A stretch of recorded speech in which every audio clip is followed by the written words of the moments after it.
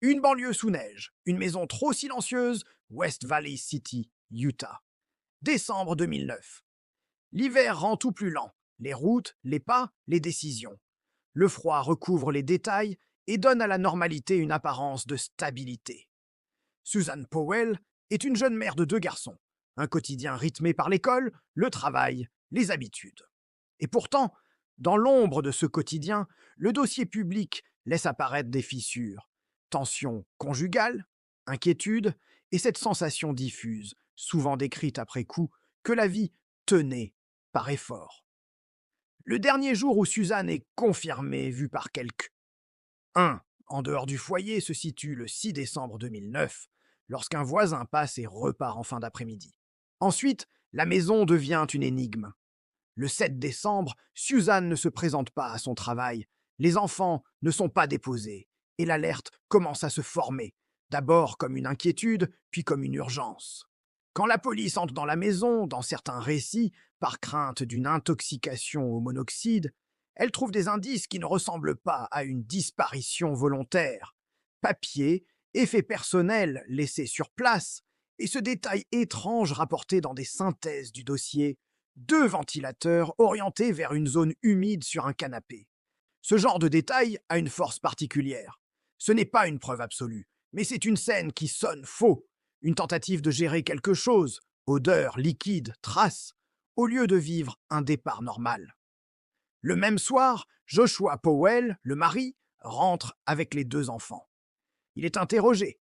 Sa version, Suzanne dormait. Il serait parti après minuit faire une sortie camping avec les garçons sur le Pony Express Trail dans ouest de Utah, partant de Blizzard à une heure où la plupart des familles cherchent plutôt un lit chaud. C'est et là que la disparition commence à basculer du mystère vers le dossier. Parce que dans un dossier, une histoire n'est jamais seulement une stance. Une histoire, elle doit supporter la météo, l'horloge, les habitudes, la logique et surtout les traces matérielles. La nuit de la disparition, un récit qui se contredit avec le réel. La version de Joshua a 2 objectifs implicites. Expliquer, elle, absence de Suzanne, et donner une raison plausible à des déplacements nocturnes. Mais plus on la regarde, plus elle semble conçue pour couvrir un vide plutôt que pour raconter une vérité. Les enquêteurs vérifient la zone décrite. Ils ne trouvent pas, de preuves convaincantes du camping tel qu'il le décrit. Ils soulignent aussi, elle, absurdité pratique. Partir au milieu de la nuit en plein hiver avec 2 très jeunes enfants, sans prévenir le travail, sans logique de calendrier. Joshua dira même s'être trompé de jour. Puis, il y a la minivan, la Chrysler Town and Country. Le téléphone de Suzanne est retrouvé dans le véhicule et la police s'intéresse vite à ce que cette voiture a vu. Dans un monde sans géolocalisation grand public omniprésente, la voiture devient un témoin. Kilométrage, nettoyage, objets oubliés, odeurs, poussière et surtout cohérence temporelle. Un autre élément plus lourd apparaît dans les documents d'enquête. Lors d'une recherche, les enquêteurs rapportent avoir trouvé des traces de sang de Suzanne dans la maison, confirmées plus tard par test ADN sur au moins un échantillon, et une lettre manuscrite où Suzanne exprime une peur pour sa vie. Ce type de pièce change le cadrage. Une fugue devient beaucoup moins probable quand la personne laisse identité, argent et une peur écrite derrière elle. À ce stade, la disparition n'est plus seulement «Où est Suzanne?», mais donc un «Est-ce qui a été fait pour qu'on ne la retrouve pas?». Et c'est souvent là que le crime domestique devient le plus perturbant. Ce N n'est pas une attaque venue de elle, extérieure. C'est une histoire qui naît dans la cuisine, dans les finances, dans les disputes ordinaires, puis se transforme en catastrophe. L'enquête technique, minutes, kilomètres, paperasse et erreurs humaines. Elle, enquête technique dans le dossier. Powell est un bon exemple de police de terrain confrontée à un scénario possible mais improbable. Sans corps, sans scène évidente, sans témoin direct, l'investigation repose sur une accumulation d'indices. 1. Chronologie et contrôle des alibis. La police reconstruit les heures. Dernier témoin extérieur, absence au travail et à la garderie, retour de Joshua, cohérence de ses déclarations. Dans les dossiers de disparition, L'alibi n'est pas seulement « Où étiez-vous ?» mais qu'au jeu. Mais pourquoi ce choix, ce jour-là, à cette heure-là, avec ces contraintes? 2. Traces matérielles dans la maison. La présence de sang, même en petite quantité, est cruciale. Elle ne prouve pas à elle seule un meurtre, mais elle prouve un événement physique incompatible avec un simple départ. La lettre de Suzanne est tout aussi importante. Elle matérialise la peur, donc la possibilité d'un danger anticipé. 3. Véhicule, téléphone, déplacement. L'élément du téléphone de Suzanne dans la minivan est un point dur. Dans une version départ volontaire, on S attend à ce que la personne garde son moyen de contact, ou au moins son identité.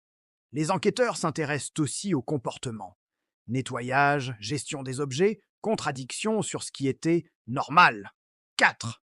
La parenthèse de la voiture de location.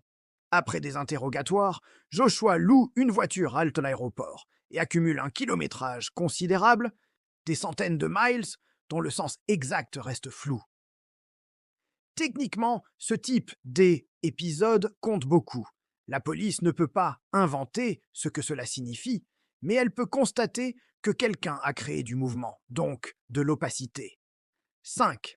L'angle connaissance et discours préalable. Dans des documents rendus publics, la police note des éléments de conversation attribués à Joshua au travail, des discussions sur la manière de cacher un corps dans une mine désaffectée. Même si ce n'est pas une preuve autonome, c'est une donnée de contexte. Elle suggère une imagination orientée vers l'effacement. Elle, enquête, se heurte pourtant à la barrière classique. Elle, Amérique de 2009-2010, et pas elle, Amérique des au jour, lui en matière de surveillance numérique. Et surtout, sans localisation du corps, l'accusation devient un puzzle incomplet. Le dossier a un centre de gravité. Joshua est déclaré person of interest, mais la justice pénale exige une cohérence probatoire maximale. Psychologie. Contrôle, narration et la violence qui commence avant la violence. Le vrai crime domestique n'est pas seulement l'acte final. Il commence souvent par une lente construction. Isolement, contrôle financier, contrôle du récit, contrôle du regard des autres. Dans la trajectoire Powell telle qu'elle apparaît dans les sources publiques, Joshua ne se contente pas de ne pas aider. Après la disparition, des documents rapportent des comportements considérés comme hautement suspects. Liquidation de comptes, décisions administratives comme si Suzanne n'existait plus, et repositionnement rapide de la vie quotidienne. Ce type de bascule est un indice comportemental. Le conjoint N agit pas comme quelqu'un qui cherche une personne vivante, mais comme quelqu'un qui organise une réalité où cette personne est déjà effacée. Il existe aussi un aspect psychologique troublant, le besoin de contrôler ce que les autres pensent. Certaines stratégies de déni public, elle a fui, elle est malade, elle est partie avec quelqu'un, apparaissent dans la chronologie médiatique, y compris autour de sites et narratifs pro-Josh. Dans une lecture criminologique, ce n'est pas un simple mensonge. C'est une bataille pour le récit. Si vous contrôlez l'histoire, vous ralentissez l'enquête, vous divisez l'opinion, vous fatiguez les proches. Mais le cœur psychologique de ce dossier, c'est la séparation entre deux temporalités. Le temps des proches, espoir, recherche, attente, douleur. Le temps du suspect, gestion, effacement, redémarrage, déplacement. C'est aussi un dossier où la violence s'étend dans le temps. Parce que la disparition de Suzanne ne reste pas isolée. Elle est suivie un conflit de garde, d'une surveillance sociale, d'un danger anticipé, puis d'une tragédie qui fait basculer l'affaire dans l'irréparable. 2012, le point de non-retour et la fin brutale de la possibilité.